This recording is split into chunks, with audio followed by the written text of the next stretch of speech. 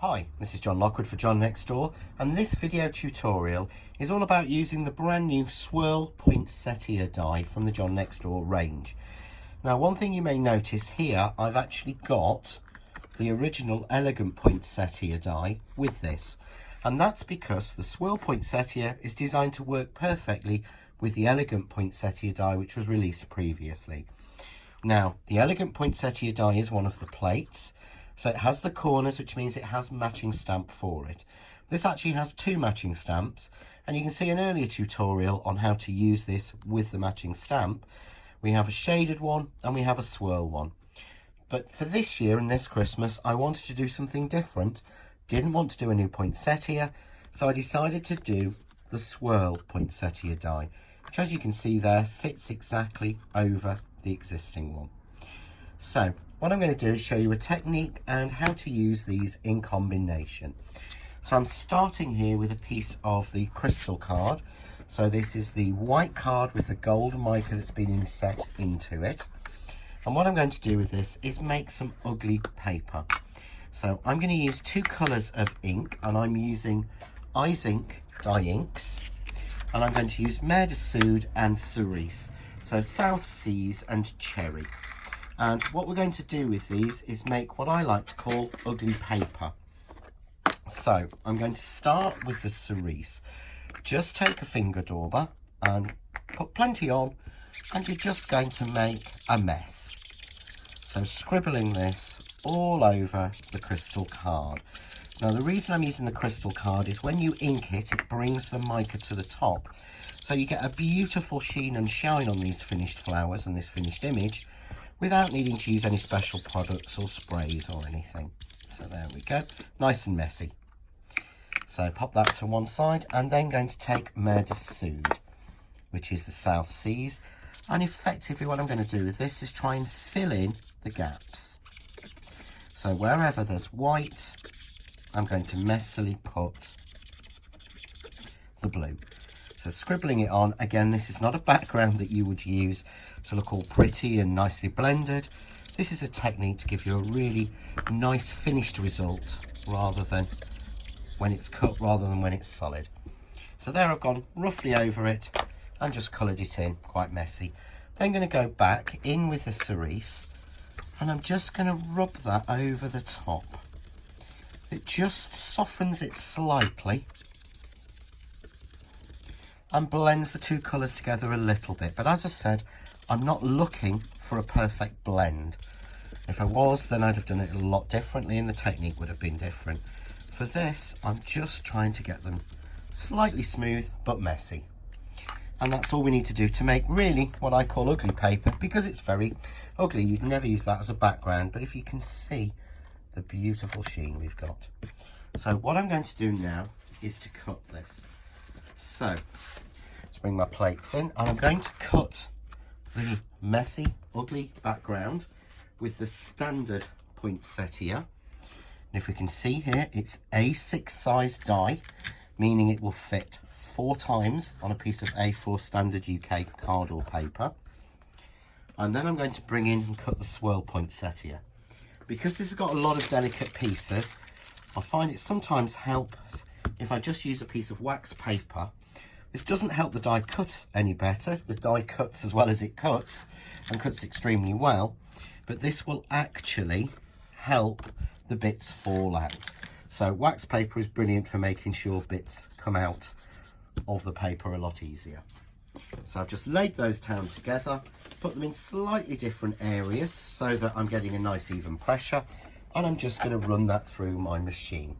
So while that's going through, I'm just going to recap on the inks I used.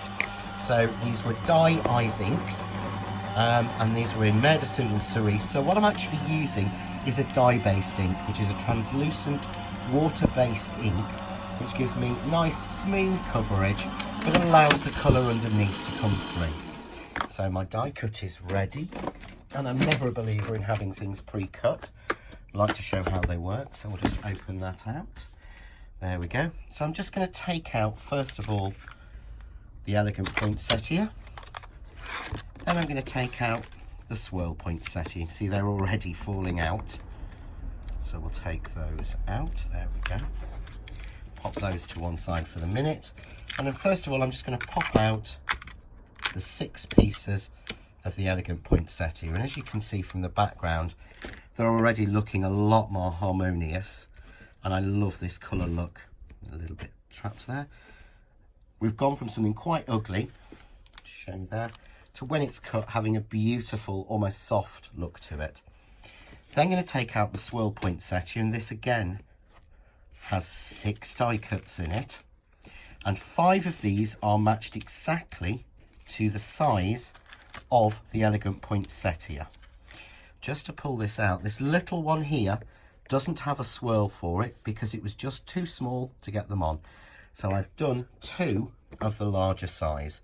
So just to show you with the wax paper, quick flick, and I get most of the bits out. Any spare bits just literally drop out. But all I'm going to do for this is just do the top one. So I'm going to take the wax paper off and discard that. You can use that for another technique that I will show at a later date. So always keep these little pieces of die cut wax paper you've got. So just get those last little bits out.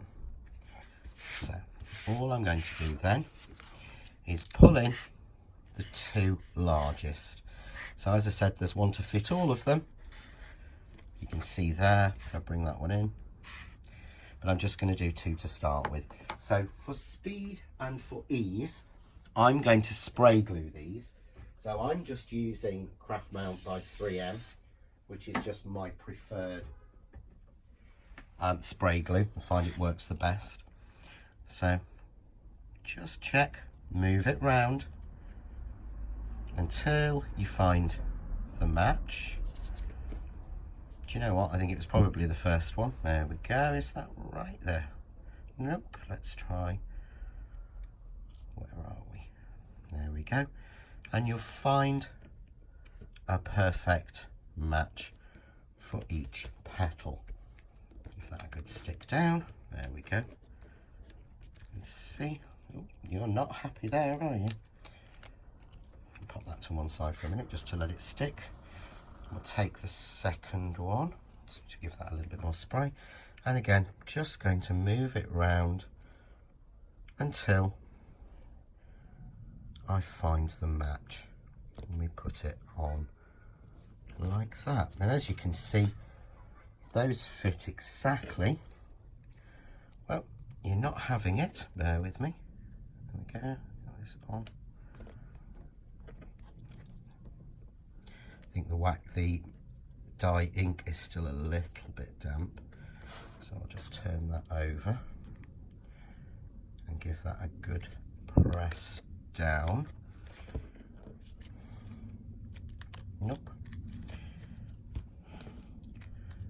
I'm not having it, so I'm going to give that one another spray just to make sure. And one of the things you can do if this happens is just add a little bit of glue in the center and on the end of each petal, just to make sure that we're actually securing that down quite well. So let's find the match. That's about right. There we go. Put that right and give that a good squish. There we go, that's better. So there we go, missed a little bit there. That's why I love these little fine applicators, when I can get some ink out of them. There we go. And we'll just do that little end as well. Get a little bit of glue out of that. There we go. Okay. So then all I'm going to do is just curl each flower or each petal gently. I'll have some glue in the middle, and I'm going to rotate one into there, and hopefully you can see how beautiful and soft and gentle and lovely those colours are like that, where we've made that ugly paper. And I would simply then use a gem or a pearl or something for the centre. So I'm just going to take a large pearl. I do like pearls. The centre of the flower adds a beautiful 3D element to it. I'm going to bring in a piece of card so we can actually see it against white, and then I'm just going to use some of the shaded holly from another tutorial from the same release in there. And that's how we can use one idea for using the Swirl Poinsettia. I'm sure you've got loads of other ideas, but I wanted to go through how we cut it, the best way to cut it, the best way to get the bits out, and an easy way, or semi-easy, if your spray glue works properly, which mine wasn't today, way to put them together. For more ideas and inspiration, please visit the John Lockwood Facebook or the John Next Door page on Facebook. And again, we have a share group on there where I'd love to see your makes and creations with John Next Door and all other products. But for now, enjoy.